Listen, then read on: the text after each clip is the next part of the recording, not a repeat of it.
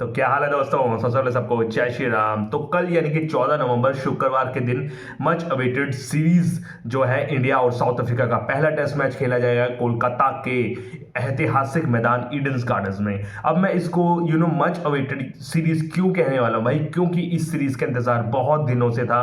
क्योंकि south Africa इस बार जो है बहुत तैयारी करके आई हुई है और उनका फॉर्म प्लस वो भाई डिफेंडिंग चैंपियन भी रही है। उन्होंने वर्ल्ड टेस्ट चैंपियन जीती है 2025 की, जिसके करके यहां पर वो कड़ी चुनौती दे सकती है। अगर इंडिया के पर्सपेक्टिव से बात की जाए तो उनका नया वर्ल्ड टेस्ट चैंपियनशिप साइकिल शुरू हो चुका है। यहां पर शुरुआत अच्छी रही है, जहां पर इंग्लैंड में हमने इंग्लैंड को पटकनी दी भाई, एक तरीके से 2-2 से वो सीरीज बराबरी करी।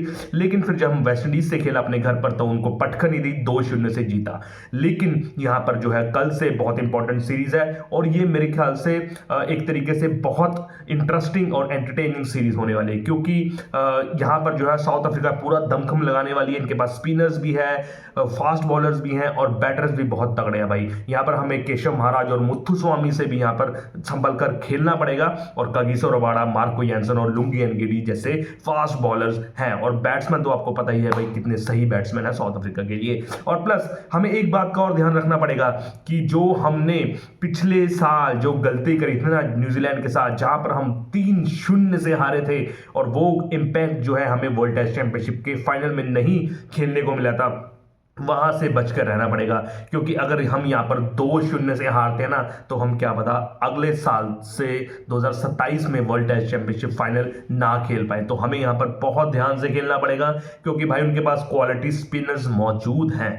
अगर इस ऐतिहासिक मैदान की बात करें तो ईडन्स गार्डन्स में रिकॉर्ड ठीक ठाक रहा है भाई इंडिया का। और मैं बात करना चाहूंगा कि इंडिया जो है 6 साल के बाद यहां पर कोई मैच खेल रही है। जी हां, 2019 में खेला था यहां पर इंडिया ने मैच बांग्लादेश के खिलाफ, day and night test match खेला था, जहां पर इंडिया ने एक पारी से यहां पर मैच जीता था। और उसके बाद में यहां पर कोई टेस्ट मैच नहीं हुआ। तो तकरीबन भाई मोटे मोटे 6 साल हो गए हैं। 6 साल के बाद इंडिया यहां पर मैच खेलेगी। और एक थोड़ा सा यहां पर एक प्लेयर की कमी लगेगी जिसका नाम है विराट कोहली। जी हां, विराट कोहली जो है ईडन गार्डन्स में 15 साल बाद खेलेगी विदाउट कोहली टीम इंडिया। जी हां, 15 साल हो जाएंगे अगर हम कैलकुलेट करें। 2011 में जब खेला था ईडन गार्डन्स में इंडिया ने मुकाबला वेस्ट इंडीज के साथ, तब वहां पर खेले नहीं थे विराट कोहली। अब देख लीजिए 2025 हो गया तो लगभग भाई देख लीजिए 14 साल हो गए हैं। 14-15 साल बाद without Virat Kohli team India उतरेगी ईडन्स गार्डन पे। चलो ये तो है, अभी टाइम ऑब्वियसली किसी के लिए नहीं रुकता। जिसको जाना है वो जाके रहेगा और जिसको आना है वो आके रहेगा। अगर हम दोबारा से बात करूं इंडिया के रिकॉर्ड्स की तो ठीक ठाक रिकॉर्ड्स रहा है भाई इंडिया का। यहां पर 43 टेस्ट मैच खेले हैं ईडन गार्डन में, जहां पर इंडिया ने 13 मैच जीते हैं, 9 टेस्ट मैच हारी है और 20 टेस्ट मैच ड्रॉ हुए हैं।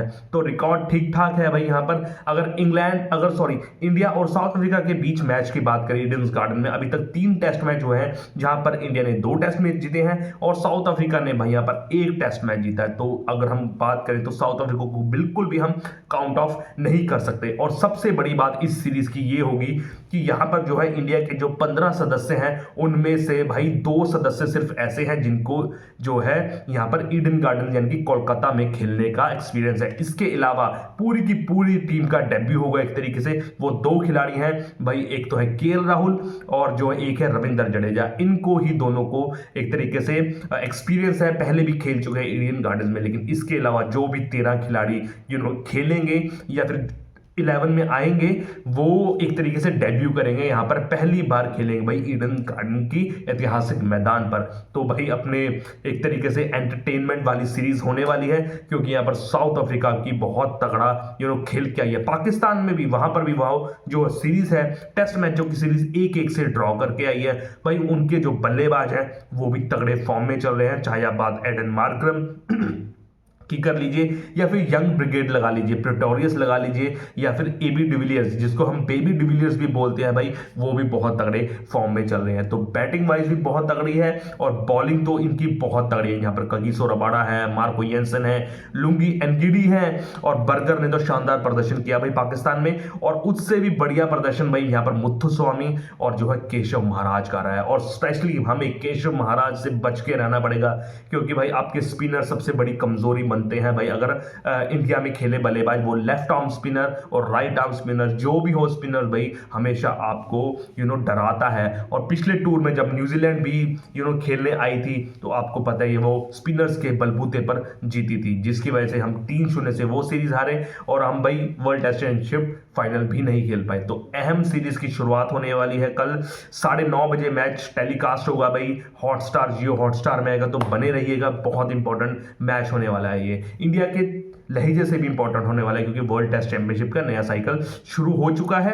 लेकिन इंडिया चाहेगी कि ये वाली सीरीज 2-0 से जीतकर हम वर्ल्ड टेस्ट चैंपियनशिप की जो 2027 में होगा उसके फाइनल में प्रवेश करें और वहां पर अपनी मेडन ट्रॉफी जीते। वहीं पर साउथ अफ्रीका का यहाँ पर उद्देश्य ये होगा कि वो सीरीज ये ना हारे। अगर ड्रॉ कर जाए घर में सीरीज इंडिया के, तो ये बहुत बड़ी बात होगी, क्योंकि सब कॉन्टिनेंट में स्पेशली इंडिया में कोई सीरीज ड्रॉ कराती है अगर विदेशी टीम, तो ये एक तरीके से उसकी जीत के बराबर होती है। तो वो तो कल पता लगेगा भाई कि कौन किस पर हावी होता है। बने रहिए मेरे चैनल पर, मैं आपको सारी रिव्यू लाता रहूंगा।